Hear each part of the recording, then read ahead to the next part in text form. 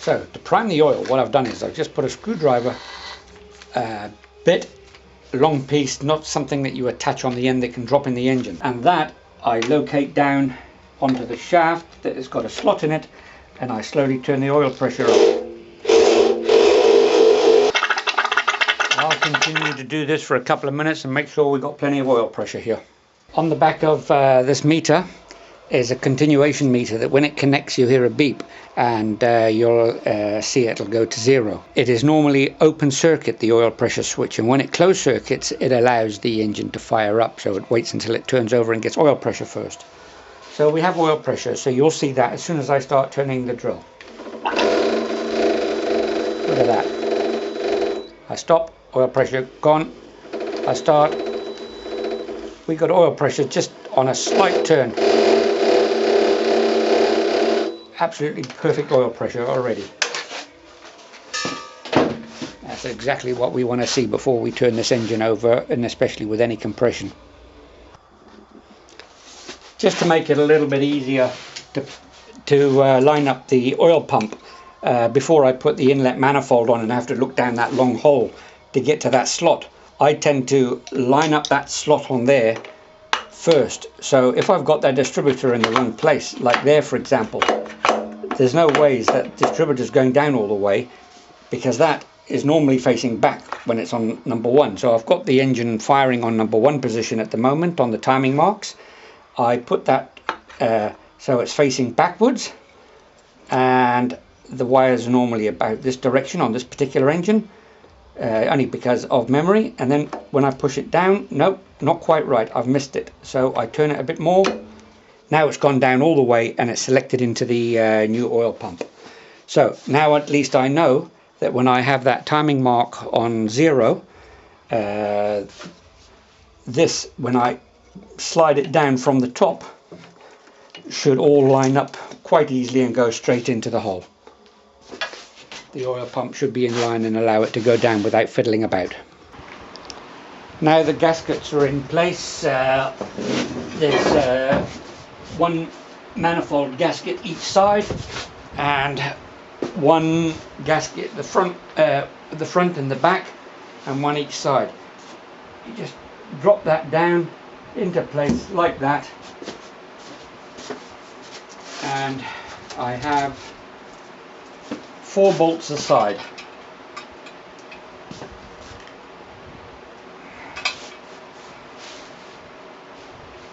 One,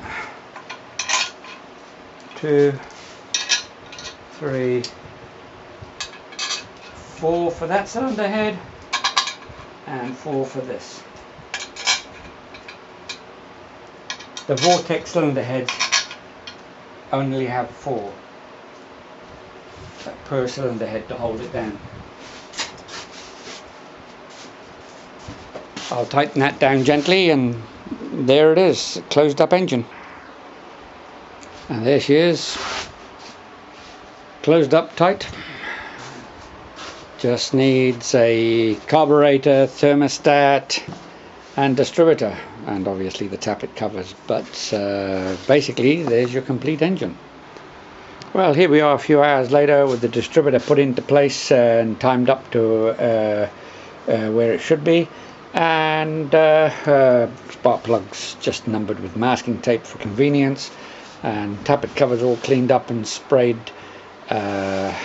Spark plugs all put in with a bit of grease around the threads, because don't forget this is a new and dry cylinder head, so there's no oil or anything in there. The type of spark plugs, they're all the V-line BPR 6EF. There's a couple of different types that can fit this, but these ones have always generally worked well. Thermostat housings in. That is the power steering pump. Some of them have it, some of them don't. You see the plugs there. I haven't put the exhaust manifolds on yet. But yeah, that's your basic outline. Something that is to be noted, some models have a knock sensor that goes onto the back. This is a knock sensor from a different engine but I do know that that is the type that's used on some engines, not this particular one. So here we are, done.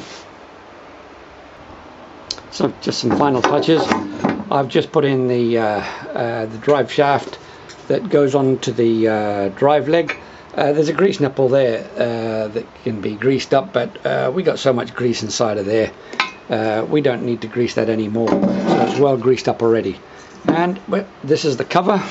It goes onto the back, and that basically goes on like that. And some engines get supported down here, this one gets supported here and here, and these are rubber mounts on the inside, but this is particular to Mercruiser. And well, this is half Mercruiser, half Summit Racing. But lovely job, there you go. Besides the exhausts, this is ready to fit to the boat.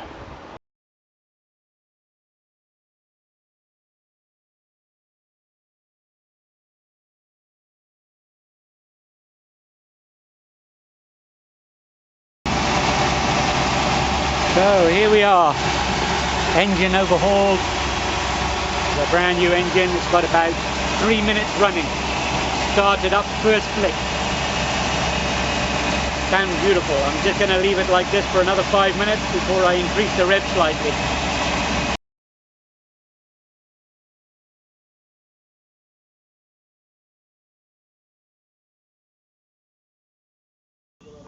Right, there's a special anti-theft nut on this propeller.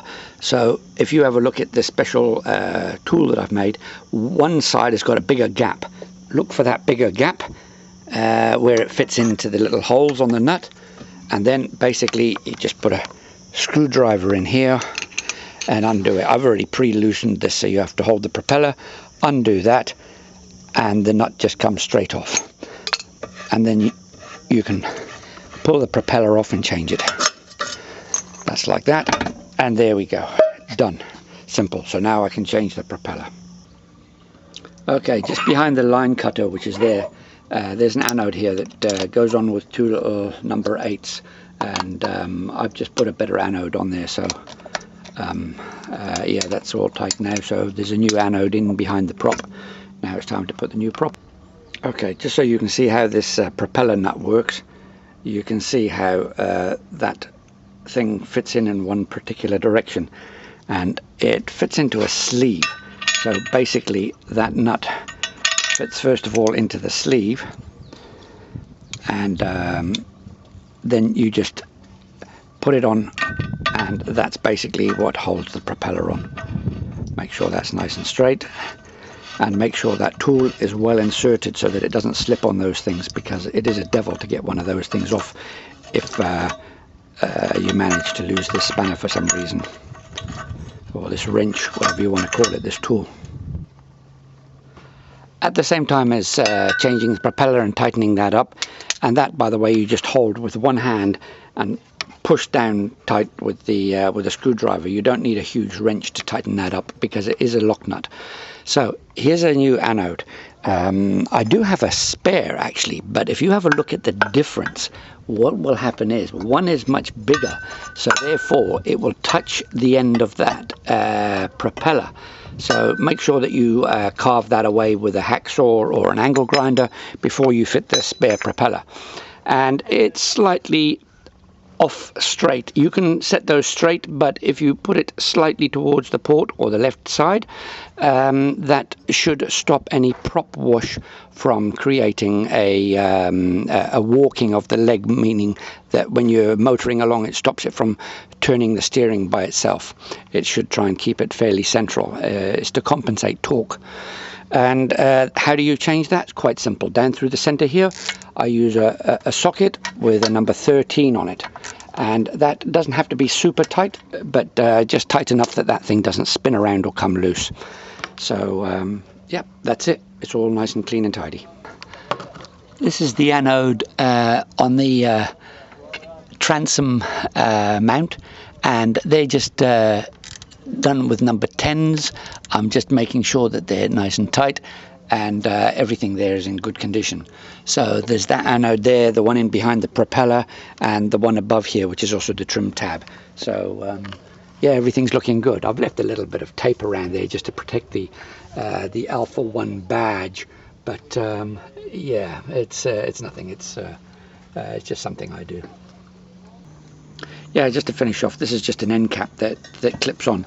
It looks like it's been broken in on the end at some stage, but really it just clips out with a screwdriver, and you just push it back on again.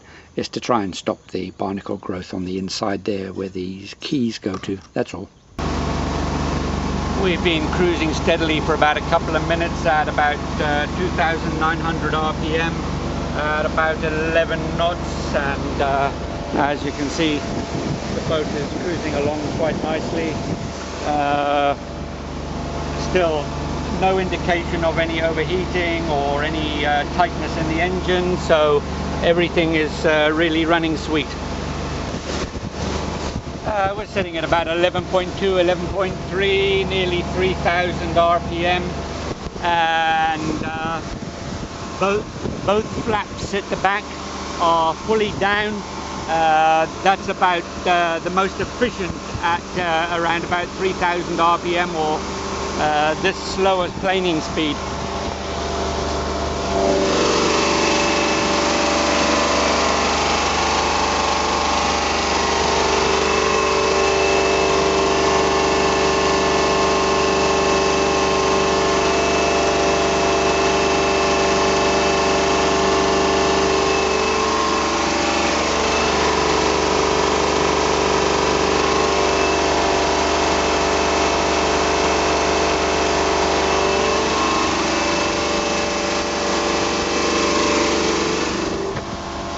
Yep, dead right.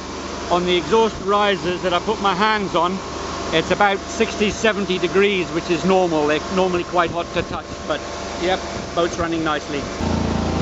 We're now cruising at 15.6 knots. The temperature's there. We've been cruising at this speed now for the last 10 minutes, and for an early engine that's still fairly new, I wouldn't recommend going much faster than that, because I don't want to see the temperature up near there, anywhere near 180, although that's normal operating temperature. For a new engine, it's best to keep it cool. And as you see, we are flying along. Now, so you understand balancing of the bow, here's the bow controls, bow down, bow up. I keep that in line. I keep that in line with the railing on the front, so that it is just, the railing on the front is just above the horizon, and that's the perfect balance and the best economy. We're doing nearly 16 knots and the temperature's fine, so everything's looking very nice.